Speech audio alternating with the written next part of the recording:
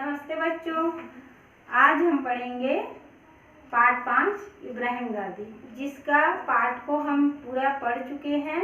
तो पाठ 5 इब्राहिम गादी का प्रश्नों का उत्तर आज हम पढ़ेंगे कि इब्राहिम गादी को क्यों इस टाइप का सजा दिए थे जिससे इतिहास में उसका नाम हुआ। इस बात को हम चैप्टर के माध्यम से पढ़ लिए थे। तो अब हम आज पढ़ेंगे प्रश्नों के उत्तर। तो पहला प्रश्न देखते हैं। निम्नलिखित प्रश्नों के उत्तर दीजिए। प्रश्न पहला, इब्राहिम गादी कौन था? उसने किस युद्ध में भाग लिया था? इब्राहिम गादी कौन था? उसने किस युद्ध में भाग लिया था? इब्राहिम गादी जो थे, इब्राहिम गादी कौन था? तो इब्राहिम गादी मराठों का सेनापति था। कौन था? मराठों का सेनापति था। उसने किस युद्ध में भाग लिया था? उसने 1761 के युद्ध में भाग लिया था। समझ आ गया कि इब्राहिम गादी कौन था। इब्राहिम गादी था, वह मराठों का सेनापति था। उसने किस युद्ध में भाग लिया? उसने 1761 के युद्ध में भाग लिया था। अब दूसरा क्वेश्चन, अहमद शाह अब्दाली इब्राहिम से घृणा क्यों करता था? अहमद साहब जो थे, अहमद शाह अब्दाली इब्राहिम गादी से घृणा क्यों करते थे? क्यों करते थे? इब्राहिम गादी मराठों का सेनापति था।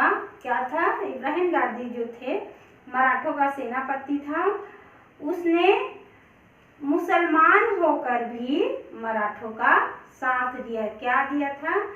वह मुसलमान होकर भी मराठों का साथ दिया था। इसीलिए अहमद शाह अब्दाली जो थे इब्राहिम गादी से घृणा करते थे। क्या करते थे? उससे घृणा करते थे। पानीपत का युद्ध कब हुआ था और किस किस के बीच हुआ था? पानीपत का युद्ध जो हुआ था कब हुआ था और किसके किसके बीच हुआ था? तो पानीपत का युद्ध जो हुआ था वह कब हुआ था? तो पानीपत का युद्ध 1761 में हुआ था। कब हुआ था? 1761 में हुआ था। किसके किसके बीच हुआ था? तो अहमद शाह अब्दाली और मराठों के बीच हुआ था। यह युद्ध अहमद शाह अब्दाली और मराठों के बीच हुआ था। अब आगे क्वेश्चन, सुजादुल्ला इब्राहिम को अब्दाली के समक्ष उसी समय क्यों पेश नहीं करना चाहता था? सुजादुल्ला था इब्राहिम को उसी समय क्यों पेश नहीं करना चाहता था? क्यों नहीं पेश करना चाहता था? क्योंकि इब्राहिम गादी जो थे बुरी तरह से घायल अवस्था में थे। क्या थे? वह बुरी तरह से घायल अवस्था में थे। बहुत ज़्यादा उसको चोट लगी थी। वह जाने की शक्ति में नहीं थे। किसी के सामने बात करने की शक्ति नहीं थे। इसलिए क्योंकि वह इब्राहिम गादी घायल अवस्था में था, तो सुजादुल्ला जो थे इब्राहिम गादी को उसके समक्ष पेश नहीं करना चाहते थे। और आगे प्रश्न, किसके मारे जाने पर इब्राहिम गादी दुखी हुआ? किसके मारे जाने पर इब्राहिम गादी जो दुखी हुए? कौन जो थे ऐसा? युद्ध में, पानीपत के युद्ध जब हो रहे थे इब्राहिम मराठों और अहमद शाह अब्दाली के बीच, तब किसके मारे जाने पर इब्राहिम गादी जो थे बहुत दुखी हुआ, बहुत सोचने लगा? तो उत्तर है, इब्राहिम गादी अपने परम मित्र, इब्राहिम गादी के जो थे परम मित्र वह थे सदाशिव राव।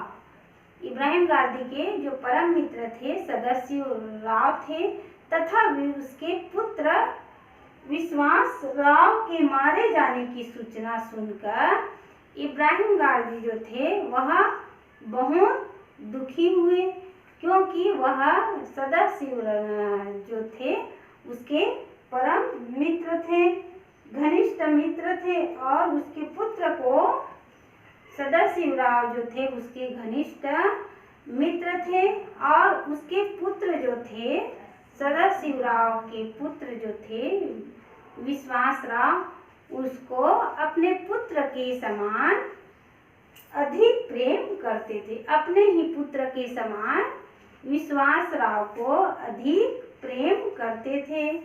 इसी कारण जो है इब्राहिम गार्दी विश्वास राव और सदाशिव राव के मारे जाने की घटना को सुनकर अधिक दुखी हुए। इब्राहिम गार्दी के नजरिए से मुसलमान कौन है? आगे प्रश्न जो है इब्राहिम गार्दी के नजरिए से मुसलमान कौन है? इब्राहिम गार्दी के नजरिए से जो अपने मुल्क के से गद्दारी न करे। इब्राहिम गार्दी के अनुसार वह कहता है जो अपने मुल्क के साथ गद्दारी न करे, अपने देश के साथ गद्दारी न करे, अपने वतन के साथ गद्दारी न करे, वही सच्चा मुसलमान है। क्योंकि देश की रक्षा के लिए जाति नहीं देखी जाती, अपने कर्तव्य निष्ठा को निभाकर उसने मुसलमान होकर भी मराठों के यहाँ वह नौकरी की और मराठों के लिए वह लड़ाई लड़ा। इसीलिए इब्राहिम गार्दी की नज़रिए से अपना मुल्क को अधिक सर्वश्रेष्ठ समझना ही उसका कर्तव्य था तथा मुल्क को बर्बाद न करने वाले परदेशियों का साथ न देना वह मुसलमान है। आगे प्रश्न, अपने जख्मों की पीड़ा को दबाते हुए इब्राहिम ने अब्दाली को क्या उत्तर दिया? अपने जख्म की पीड़ा को दबाते हुए, जब वह घायल अवस्था में था तब सुरजदुल्ला जो थे उसको आदेश देता है, कौन? अहमद शाह अब्दाली आदेश देता है कि उसको मेरे सामने पेश किया जाए। तब वह बुरी तरह से घायल अवस्था में था, फिर भी उसके आदेश को मानकर ले जाया गया। तब उसी समय अपने जख्मों को पीड़ा को दबाते, उसके शरीर में बहुत सारे चोट लगी थी, इसीलिए उसके शरीर में बहुत पीड़ा थी, फिर भी वह अपनी पीड़ा को दबाते हुए वह कहता है, इब्राहिम गार्दी ने अब्दाली साहब से कहा, खुदा अरबी फारसी या पश्तो जवान को ही समझता है। खुदा जो है अरबी फारसी पश्तो जवान को समझता है, क्या वह मराठी या फ्रांसीसी, वह चाहे मराठी रहे या फ्रांसीसी रहे, वह नहीं समझता क्या खुदा राम नहीं है और राम और रहीम क्या एक नहीं है? यह बात जो है अहमद साहब के समक्ष जो है इब्राहिम गार्दी अपनी पीड़ा को दबाते हुए राम भी रहीम है और रहीम भी राम है, यही बात जो है वह अहमद साहब के समक्ष कहता है। आगे प्रश्न, अब्दाली ने इब्राहिम गार्दी को क्या सजा दी? अहमद शाह अब्दाली जो थे अंत में इब्राहिम गार्दी को क्या सजा दिया? अब्दाली ने इब्राहिम गार्दी को टुकड़े टुकड़े करने की आज्ञा दी। उसका टुकड़े टुकड़े करने के बाद उसका वध करने की आज्ञा दी।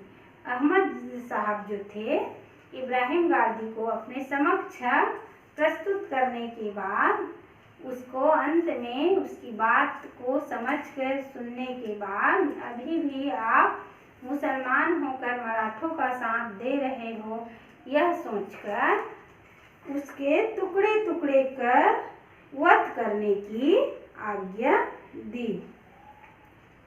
कहानी से हमको क्या शिक्षा मिलती है? इस कहानी से हमको क्या शिक्षा मिलती है? तो इस कहानी से हमको यह शिक्षा मिलती है कि अपने देश के लिए मर मिटने के लिए हमेशा तत्पर रहना चाहिए, न कि जाति धर्म को देखते हुए उसका साथ नहीं देना, यह नहीं सोचना चाहिए। अपने मुल्क के लिए अपने धर्म के से तुलना नहीं करना चाहिए। अपने देश की रक्षा के लिए हमेशा क्या करना चाहिए? तैयार रहना चाहिए और देश की रक्षा करना चाहिए। वहाँ पे मुसलमान हो या सिख, यह सोचकर नहीं करना चाहिए।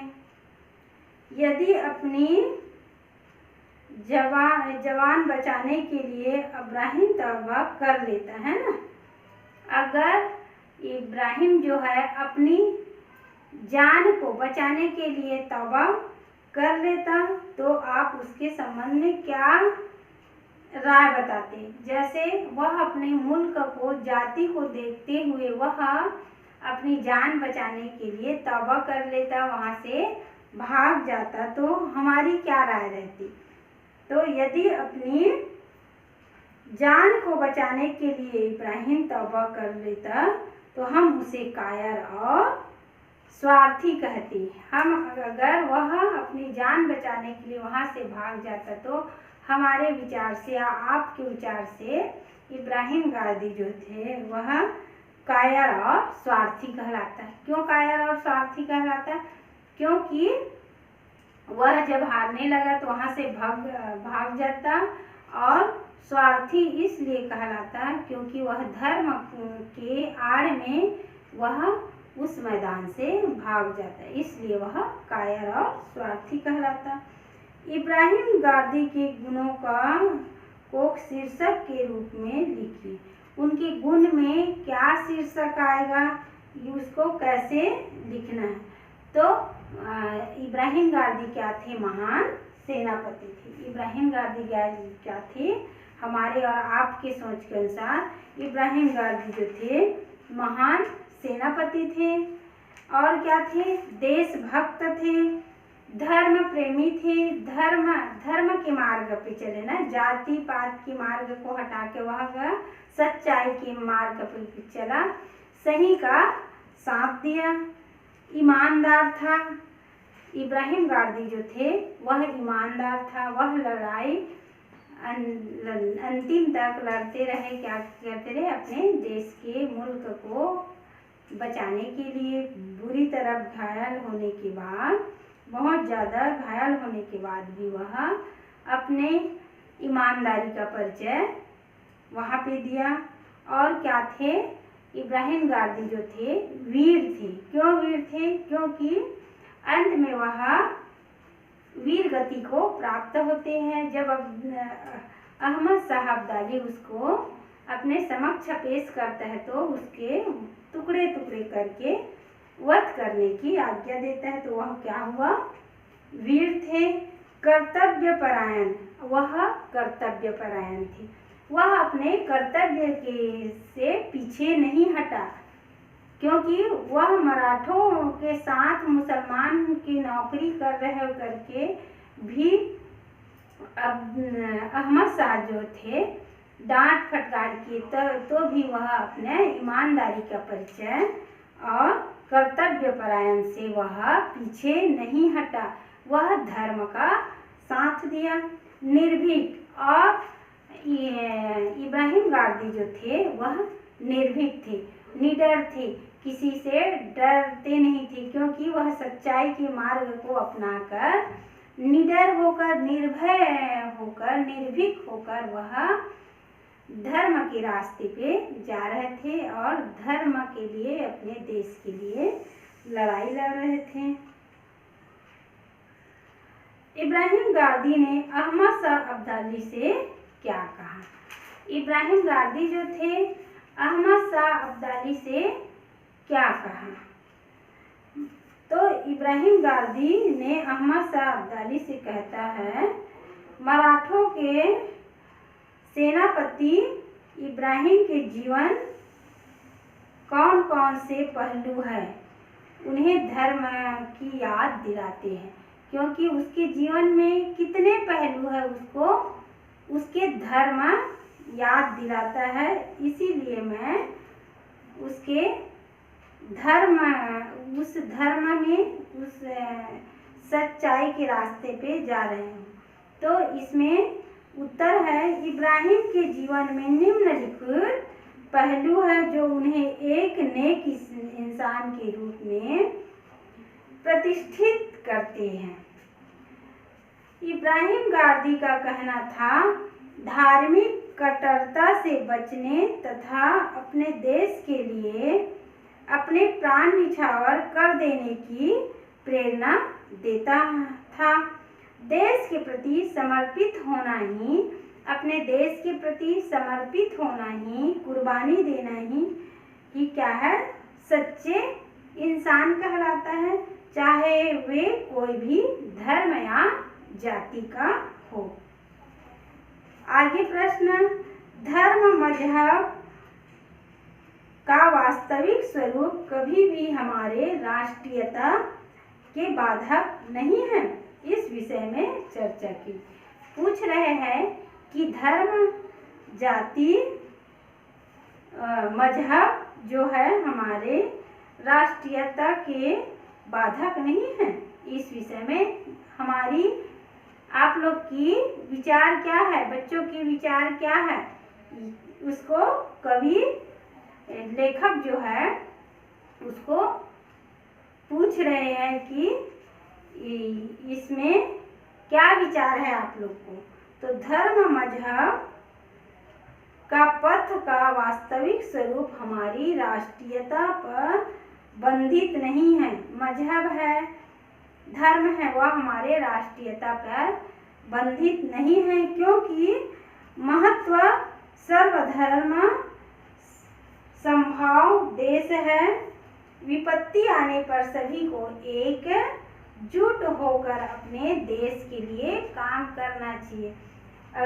अपने देश के लिए क्या करना चाहिए, काम करना चाहिए। अगर विपत्ति आए तो उस समय में अपने देश के लिए एक साथ जुट होकर काम करना चाहिए। एकता में बल है। यही चीज जो है सभी के मन में एकता सुविचार आ जाए तो हमारा देश जो है आगे उन्नति समृद्धिशाली ही देश कहलाएगा। इसीलिए कह रहे हैं कि एकता में ही बल है। हम लोग को मिलजुल कर आगे बढ़ते रहना चाहिए। फिर मुसलमान होकर भी दूसरे के देश में मुसलमानों पर हमला करना उचित नहीं है। मुसलमान होकर भी दूसरे के देश में मुसलमान पर हमला करना भी उचित नहीं है। ऐसी मान्यता उचित नहीं है, क्योंकि देश की रक्षा में मजहब का कोई काम नहीं होता। सभी एक हो जाते हैं, सभी क्या हो जाते हैं, एक हो जाते हैं, और अपने देश की रक्षा करना ही सच्चे इंसान की पहचान है। अपने देश की रक्षा करना ही क्या होता है, सच्चे इंसान की पहचान है। कहने का मतलब यह है कि धर्म जाति मजहब नहीं देखा जाता। जब धर्म के पथ पर जाए, सही मार्ग सही रास्ते को अपना कर सच्चाई के लिए अगर युद्ध हो रहे हैं तो वह उस समय धर्म मजहब को नहीं देखना चाहिए, सतमार्ग को देखते हुए उसका सही का साथ देना चाहिए। तो ये तो हुआ आज का प्रश्नों का उत्तर जो है पार्ट 5 का मैं समझा दी इब्राहिम गारदी का। तो इसको मैं बच्चों PDF के माध्यम से भेजूंगी, तो आप लोग हिंदी कॉपी में पूरे प्रश्न उत्तर को अच्छे से साफ सुथरा अक्षरों से लिखोगे। अब आगे की क्लास में आगे की पाठ को पढ़ाएंगे। तब तक लिए बच्चों नमस्ते।